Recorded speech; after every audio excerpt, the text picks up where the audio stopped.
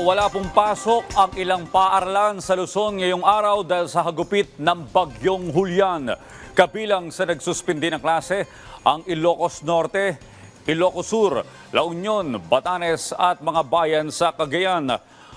Wala rin pong pasok ang mga estudyante sa Abra, Apayao, Apari, Benguet, Aurora Province at Pangasinan. Huling namataan ng pag-asa ang sentro ng bagyo sa southeast ng Basco, Batanes. Taglay nito ang lakas ng hangin na umabot sa 150 kilometers kada oras malapit sa gitna at pagbugsong hangin na umabot sa 185 kilometers per hour.